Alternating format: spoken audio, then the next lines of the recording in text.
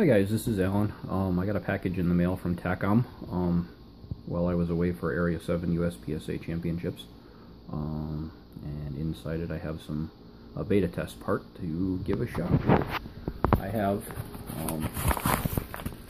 what they're calling their stage starter, which is a load 2 device for the beginning of a match. My first thought was that it's not very thick, and I was wondering how well it was going to hold shot shells. So I have 2 dummies here. There. And there's 2 sides to this. There's one side that's a little bit larger diameter, and one side that's a little bit smaller. The idea is that you have a larger lip at the back of the shell, and then you have the smaller side for the front. I'll put the camera down for a second. Alright. Now, my first thought was that it's not being held by much, but I played around with this a little bit so far, and they're in there pretty solid. I'm not thinking it's going to be an issue of having them come out. So, I guess the next step is I'm going to mount it on the M3000 and see how I like it. It's going to be on the fore end before the loading port. Just got to get a good idea as to exactly where I want to put it, and we'll go from there. Okay, so there it is mounted. As you can see, it's kind of a almost like a medium diameter rubber, but it's 3D printed. Very flexible, and it's got a short screw that goes through into your fore end. I'm wondering how that's going to hold up, but we're going to give it a shot.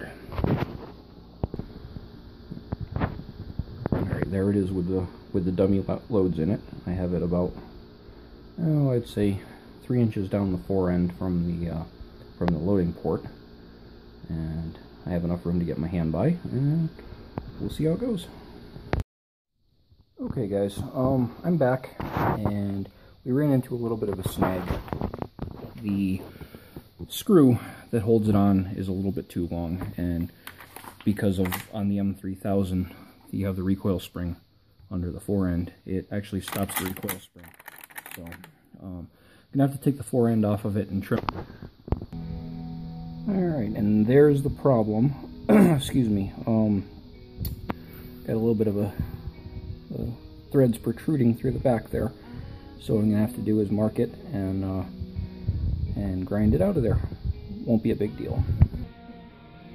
Okay, there I backed the screw out after I marked it, and I brought it over on the bench grinder, and I brought it down so it was flush inside the fore end here, and I'm going to put it back together and give it a test to see if the shotgun's going to cycle, and we'll go from there. Alright, so it's back installed on the M3000. I'm going to give it a shot here in a second, find a place to set up the camera, and we'll see how the first.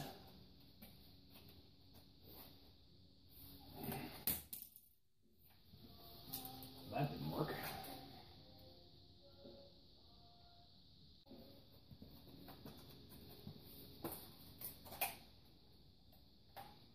That wasn't a good grab. I ended up with them. Let's try it again. I'm going to try it slow this time for the first shot. Turn the gun, grab the shells, feed them. That turns, so I might end up with just a little drop of CA glue just to firm it up to the stock there. Alright, so I made a little modification to it. I took a little notch out of the front here. I was having some issues with the front shell catching and not wanting to let go. So we're going to give it another shot.